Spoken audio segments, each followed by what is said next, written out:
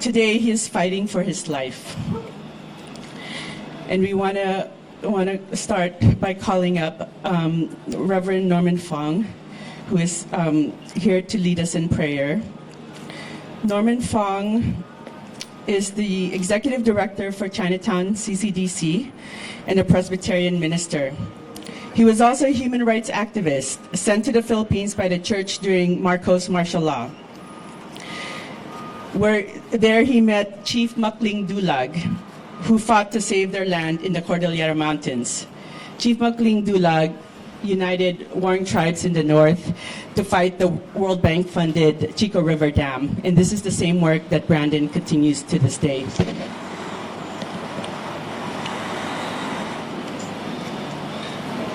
I know some of you aren't used to praying, especially in front of City Hall. But today, think of it as a people's prayer, okay?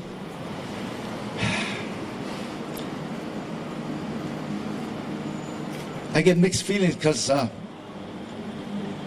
the week after I visited Chief Makling, he was stabbed and then later killed by the Philippine constabulary. And it was my first time leaving San Francisco. I'm born and raised, never went anywhere. The church wanted me to learn about human rights in the world. And the pain of seeing what happens with development, it's the same thing all over. I went there right after the International Hotel eviction that same year. And it's the same thing over there, except they're willing to get rid of these indigenous people that are beautiful and wonderful. And if anything, it was one of the most beautiful places on earth. In the mountains are rice fields that they've created. It's been there for 2,000 years. UNESCO says it's a world heritage. And to see that get lost and to see people struggle, as well as Brandon, we got to pray. So let us pray. Blessed are the peacemakers. Bless Brandon Lee and surround him with your peace, which surpasses all human understanding. Bless those who are being persecuted for protecting your creation and your people. Bless all those who would stand up for your peace and love for the world today, especially in the Philippines and in northern Luzon. Bless the indigenous peoples, the Igorots, struggle in the mountains, and let them know that the world is watching and we care. Bless our solidarity, our movement that begins today right here in San Francisco to the world. Give us power and strength. Please repeat after me. Peace. Paz. Shalom. Waping. Salam. Blessed are the peacemakers. Bless Brandon. Amen. Thank you, Reverend Wong. And today I'd like to introduce Sunset Representative and District 4 Supervisor Gordon Marr. Thank you, Raquel. I want to start by expressing my deepest sympathy for Brandon's family and friends and wish him a full recovery from this truly shocking attack that he suffered earlier this week. I also want to thank his family, his friends, his colleagues, and our elected officials that are here with us today. I first met Brandon when he was a student at San Francisco State University and a volunteer at the Chinese Progressive Association when I was serving as executive director. I also had heard about Brandon's student activism at SF State from my brother Eric, who was teaching Asian American Studies and had Brandon in some of his classes. Now, as a member of the San Francisco Board of Supervisors representing the Sunset District, where Brandon grew up and where his family continues to live, I am so proud of this young man for putting his values and ideals into action and dedicating himself to supporting human and environmental rights in the Philippines. It's a testament to his deep commitment to his community and the movement for human rights in the Philippines that he remained in that country with his wife and young daughter and continued his human rights and environmental activism despite being red tagged by the Philippine military and subjected to threats and surveillance over the past 4 years. So I join with Brandon's family and community in condemning the shooting. My team has been in regular contact with the offices of Speaker Pelosi, as well as Senators Dianne Feinstein and Kamala Harris and Representative Jackie Speer, calling for immediate security protections for Brandon from the U.S. Embassy and for a thorough investigation of the shooting. They have been in contact with the embassy in the Philippines and with Brandon's family. And while our federal representatives are unable to comment on their work on the details of the case, we thank them for their attention to this tragedy and renew our call for urgent action. And let's be clear, this attack was not isolated, but it was part of the Philippine President Duterte's extrajudicial war against human rights advocates, against critics of his administration, and alleged drug users that has claimed nearly 30,000 lives since 2016, and a war that the American taxpayers are subsidizing. In April, the Board of Supervisors here in San Francisco unanimously passed a resolution condemning the rampant killings under President Duterte that have taken thousands of lives without due process. The resolution also supports the call by the Committee for Human Rights in the Philippines and the Malaya Movement for an end to U.S. military aid to the Philippines, which totaled at least $193 million in 2018. Finally, the board resolution supports House Resolution 233, sponsored by Representative Speer, which calls for the release of Philippine Senator Leila de Lima, an outspoken critic of President Duterte, who has been in detention for over 2 years on fabricated charges. The attack on Brandon is an attack on advocates for human rights and freedom everywhere. I join his friends and family in their grief and anger over this injustice and in condemning the unconscionable human rights abuses of Philippine President Duterte's regime, abuses that have now hit close to home and left a son of San Francisco and the Sunset District fighting for his life. And let's be clear, by all appearances, a foreign power has been involved in an attempt to assassinate a United States citizen for human rights advocacy. A foreign power that we continue to provide military aid to, even as that military is responsible for tens of thousands of extrajudicial killings. So today, we channel our grief and our love and anger into a call to action. In addition to security for Brandon and an investigation, we call on Congress to end U.S. military aid to Duterte's regime until their extrajudicial killings end. And we call on the conscience of this country to stop subsidizing human rights abuses and violence that has now hit close to home. And Brandon would want us to remember that the fight for indigenous communities and our environment does not start or end in the Philippines. From Standing Rock to City Hall, we stand on indigenous lands, and the decisions each of us make will change our earth and our water and our air for the worse or for the better. It's up to us. Brandon's fight continues, and while Brandon was the first U.S. citizen targeted for this violence, we can work to ensure that he is the last. Thank you so much. Thank you, Gordon. We are joined here today by Brandon's family.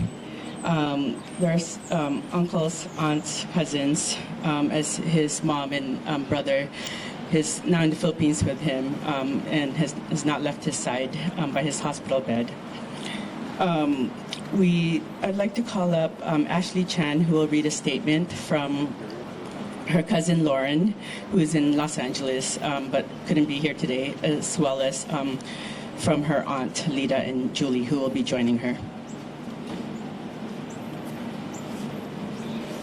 Hi everyone, thanks for coming out and supporting Brandon. I'm going to read a statement by written by his cousin Lauren.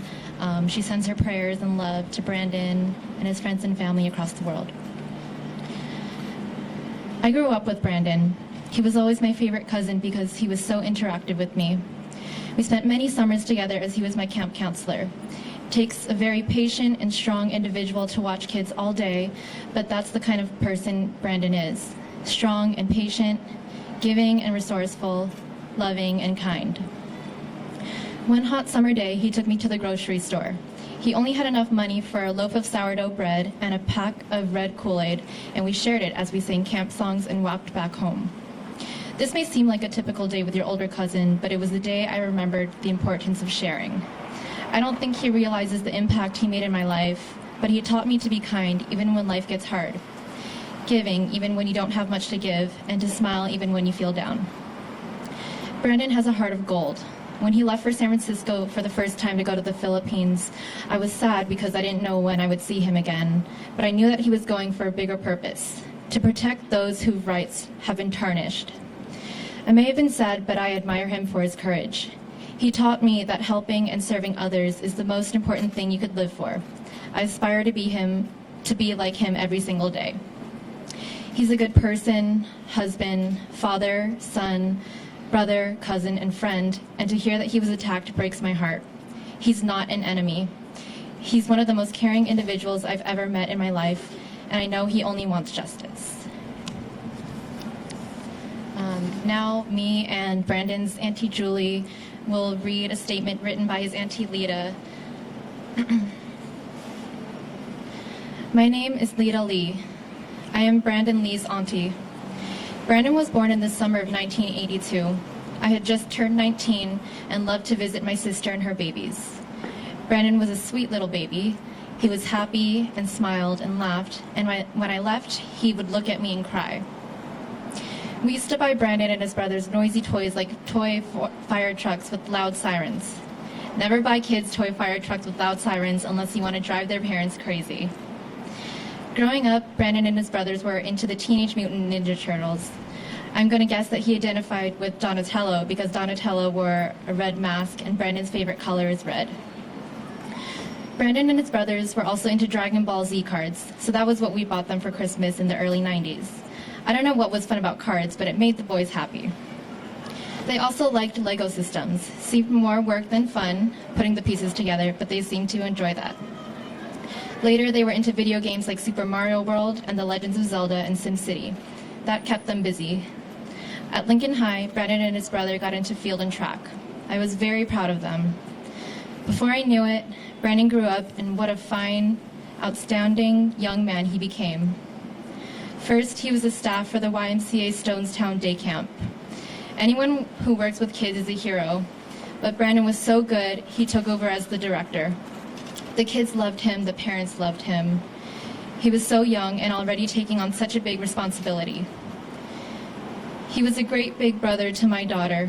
He spent time with her, helped her with her homework, and she was really proud that he was in charge of the day camp she attended. Her dad and I always felt comforted knowing that he was nearby when we left our daughter at day camp. When Brandon left for the Philippines 10 years ago, I felt numb and a bit angry. People come here to live a better life. Why would he go somewhere that was not known for good job opportunities? When his friend and fellow human rights advocate, William Bugatti, was gunned down and killed in 2014, why did he not come back?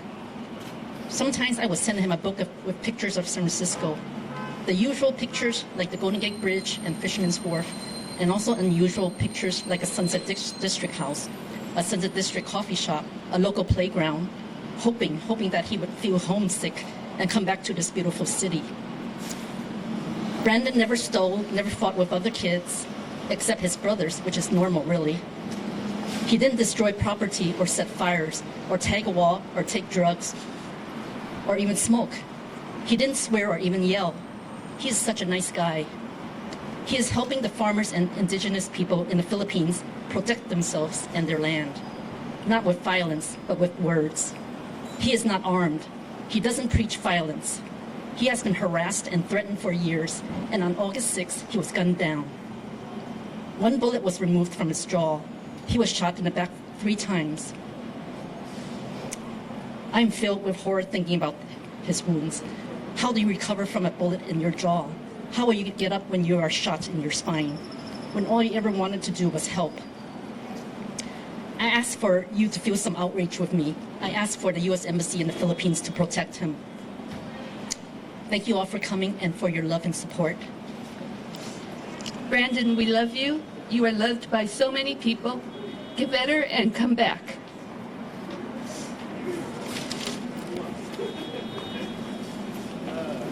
Thank you very much. Next, we will call up an old friend and classmate of Brandon's. But before that, I just wanted to acknowledge all of his friends here with us today. And I would like to ask you, if you knew Brandon, if you're a friend of Brandon's, if he touched your life, to please raise your fist.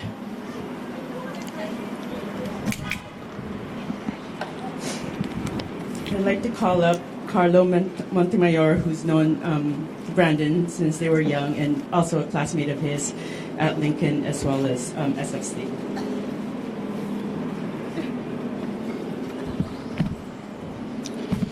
Good morning, everyone. My name is Carlo Montemayor, and I'm a friend of Brandon. I'm also a fellow San Francisco native. Go Reardon. Go Gators. You have to point that out nowadays because, I mean, it's such a rarity for us to be around. But before I begin, I just want to say thank you to everyone coming out, to Gordon Marr and everyone else for helping facilitate this opportunity for us to speak about Brandon. I think I speak for many of us who love and care about Brandon, who know him personally, when I say that it's been an exhausting and draining few days, not eating, not sleeping, not knowing what time it is, what day it is, what's going on around us, because our minds are so entrenched thinking about and worrying about our friend and his family. But the body can only endure so much sadness, so much anger, and so much stress until your emotions just shut down and are seemingly unavailable to you. I didn't know what state I was going to be in coming here this morning, but when I look out into the audience and I see all the love for our friend, I'm so inspired and I'm so moved that everyone came out here to support our friend, our brother. I also did know that I did not want to be here today, not like this, because I'd been here before. I've been in front of cameras in 2012 talking about how our U.S. tax dollars went toward funding the Philippine military who assassinated Ernesto Golfo, an organizer in the slums of the Philippines who fought against demolition of his community. I see a lot of different organizers here representing different communities, and they're on the streets and on the news every couple of weeks, calling attention to the suffering that's going on in our communities and in our home countries. And so I want to ask our leaders, our community, and our government, how many more of these press conferences, these rallies, these campaigns are we going to need to have? How many communities have to be destroyed?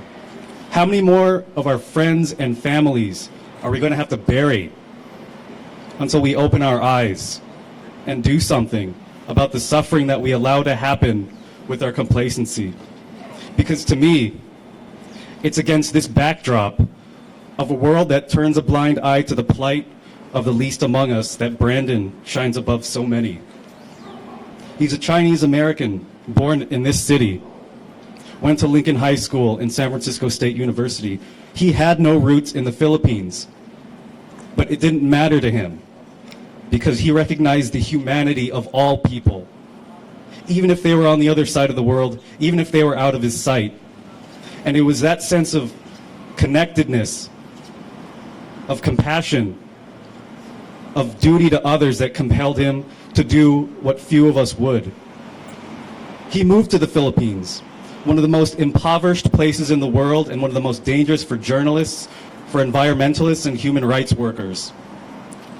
He moved there to work alongside the most vulnerable and marginalized people in their struggle to keep their lands, to be able to live their lives with dignity. And what did the US-backed Philippine military do in response? They dehumanized them, beat them, tortured them, threw them in jail. They unleashed campaigns to vilify Brandon. They killed his friends and colleagues. They sent him death threats. But even after all of that, even though his own life was in danger, it didn't make a difference, because he had so much love in his heart for the people. To still tell the truth about poverty, about suffering, about struggle. He embodies in the deepest way possible that we rise together and we fall together. We are all so lucky to have him in this world. And knowing Brandon, he wouldn't take any of this credit. He doesn't care about rewards, about status, about accolades, about recognition. All he cares about is doing the right thing. And we all need to learn something from him. We all need to learn from him and do what's right for all people in this world. Thank you.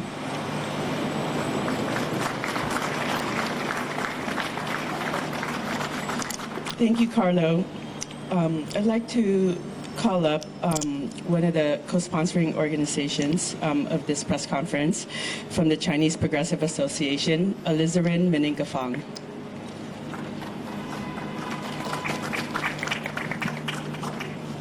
Hi.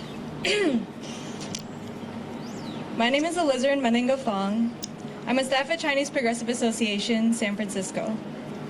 CPA is a grassroots organization that educates, organizes, and empowers working-class immigrant families in San Francisco. We do this through our Workers Center, fighting for workers' rights, through vocational training programs, through housing and healthcare advocacy, as well as through our youth organizing campaigns. Today, we're here in solidarity with the Filipino community in the U.S. and abroad, because CPA has always understood the importance of international solidarity.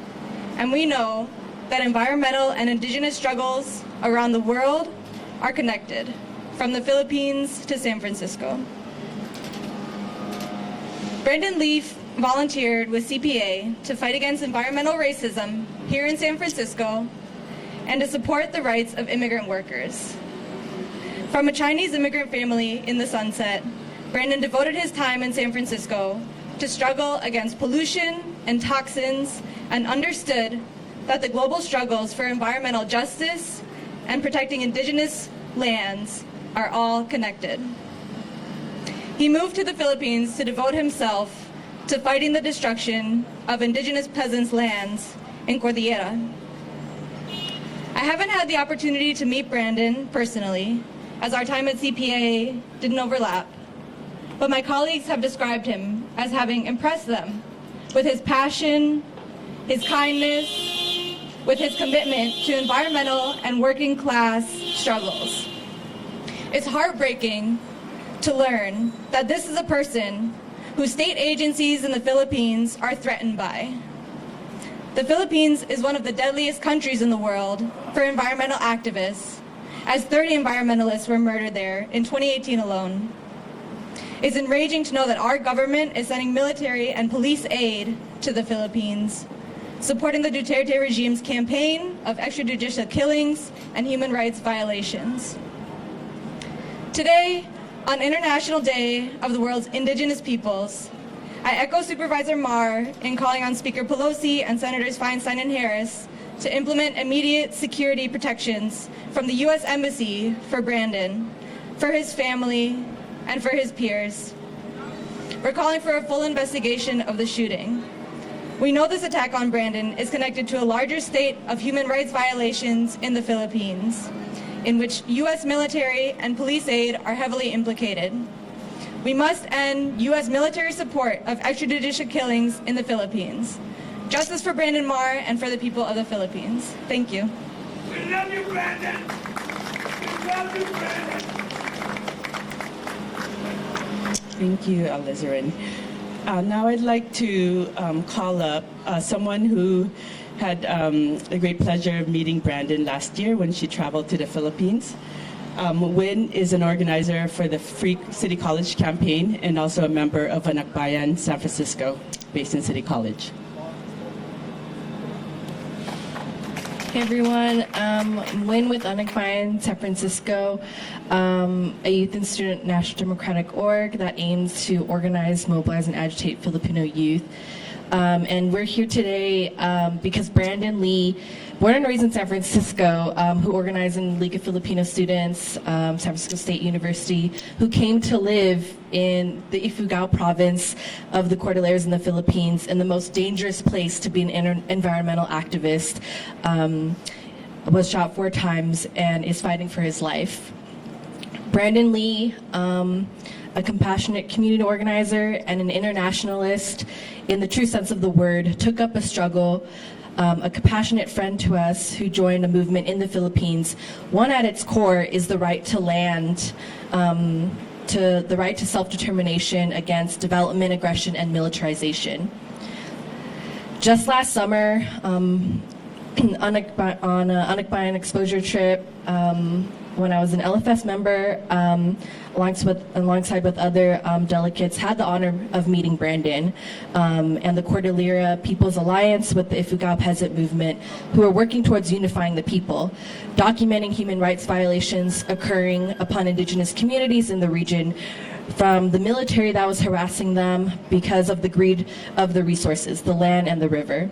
I learned so much from him alongside with others, and as a non-Filipino as well, I looked up to him and saw who Brandon, who was of Chinese descent, demonstrated the level of dedication and commitment and compassion it took to be in solidarity with another movement, and that's something that I aspire to demonstrate.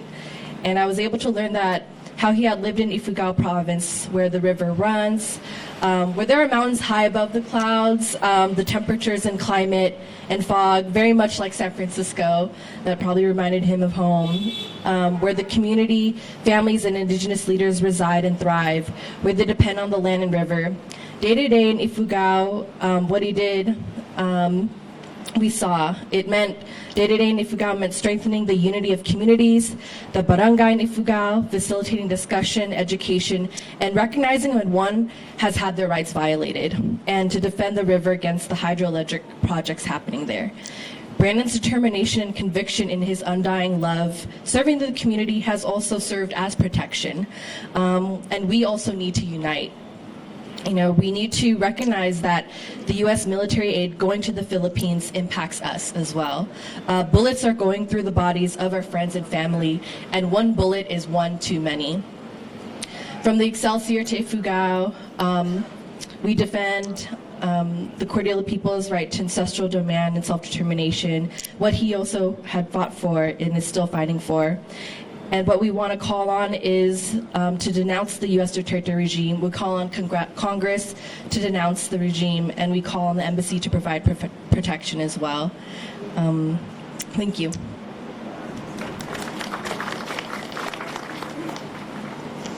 Thank you, Wynn. Before I call up the next speaker, I'd just like to acknowledge that we're joined here today by Brandon's best friend from high school, Jennifer, who came and made her own sign over there. Brandon was dearly loved by many, many people. The next speaker is Dr. Valerie Francisco Menchavez, who also knew Brandon and is the spokesperson for Malay Movement. Thank you. Good morning, everyone. My name is Dr. Valerie Francisco Menchavez. I'm a professor in sociology at San Francisco State University, where Brandon Lee is an alumni. I want to thank the Board of Supervisors, specifically Supervisor Mar, for holding this press conference today. In the past, the Board of Supervisors in this city have passed a resolution to condemn human rights violations in the Philippines.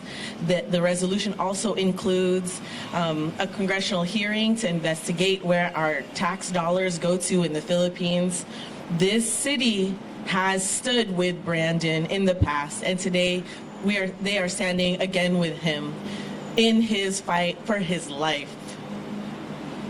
We have to take Brandon's lead and ask our federal officials to take action to take action, move the congressional hearing for the investigation of tax dollars forward. We call for the moratorium of those tax dollars going to the Philippines, funding state violence on people like Brandon Lee and his colleagues, and the hundreds of people who are trying to do the right thing just like Brandon did. I echo my colleagues' demands around increasing security measures for Brandon in the Philippines, and really representing professionals, lawyers, artists, teachers across the United States that are in the Malaya movement, and even across the border in Canada.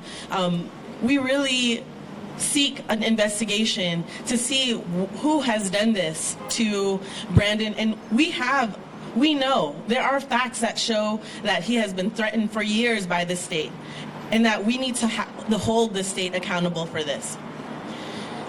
I just want to leave you all with a memory. Brandon and I shared an exposure trip to learn community organizing strategies in the Philippines almost a decade or so ago. And we went to a very famous place in the Philippines called Taal Volcano.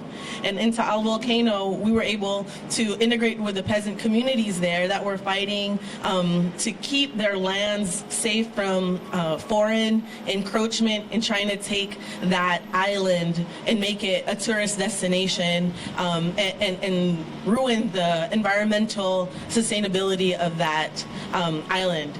In Taal Volcano, we were able to climb the volcano, go over the edge, and swim in the sulfur lake inside of the volcano, where both me and Brandon were like enjoying the beautiful bounty, the rich in minerals, this place, the Philippines. Years later, he went to the Philippines, decided to stay there to protect those very same lands, those very same minerals, those very same communities. I wanted to share that memory because Brandon represents so much of the best parts of us that give our lives and sacrifice so much to stand up for others. That truly is the best parts of us. And as Carlos said earlier, he recognizes the humanity, not just in all of the communities he serves in the Philippines, but in all of us. So I want to urge all of you out here who can hear my voice to search on Facebook the Friends of Brandon Lee Facebook page to keep updated. There's a GoFundMe to raise money for Brandon's medical expenses. It's not easy, and it's not cheap to have him in the hospital. So please search GoFundMe or go to Friends of Brandon Lee, the Facebook page on Facebook. Thank you.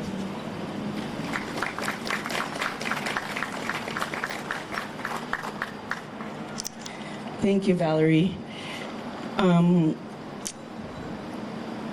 don't think it's been shared yet, but since Tuesday, when he was shot 4 times in the spine and the back, they actually did surgery to remove one of the bullets, which was in his face. And since then, he's suffered multiple cardiac arrests. So his health and condition is really dire, and the family and friends are also looking to give him the best possible care.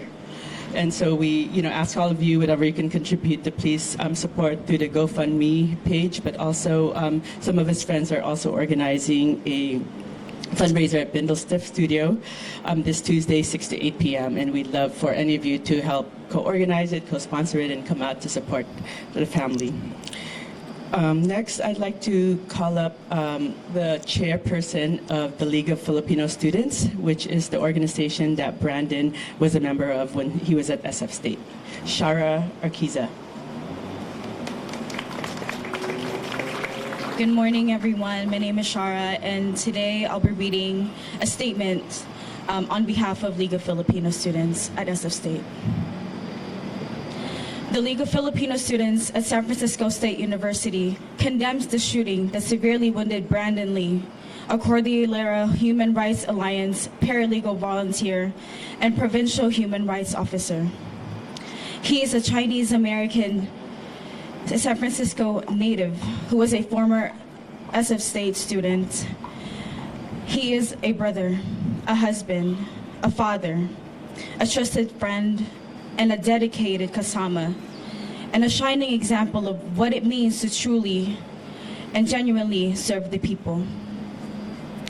On August 6th, the people who shot Brandon Lee is suspected to be state military agents who are responsible for this violence and heinous attack, as history has proven that state forces have always protected the interests of big landlords, foreign corporations, and not the Cordillera people in the Philippines, who continue to face mass repression from the state.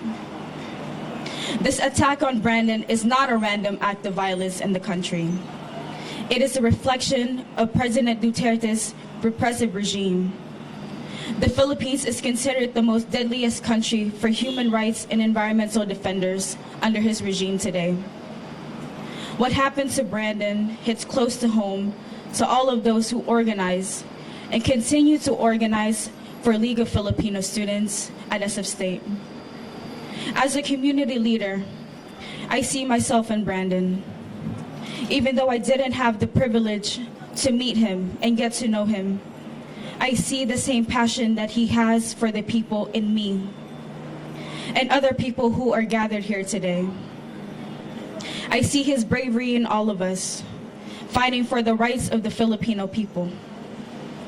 Since he left for the Philippines in 2010, he has dedicated his life to understanding the importance of the resistance of the indigenous Ifugao peoples for their ancestral domain. And in return, the people accepted Brandon as their own.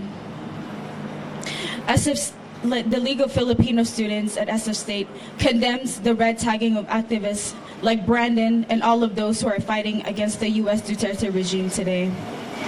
We call on all youth and students to demand that the U.S. Duterte regime be held accountable for their actions and recognize that activism is not a crime.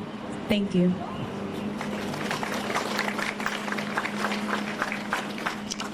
Thank you, Shara. Next, we'd like to call up a longtime labor organizer and like Brandon, an indigenous and environmental rights defender, who is also the chairperson for the International Coalition for Human Rights in the Philippines, USA chapter, Pam Tao Lee.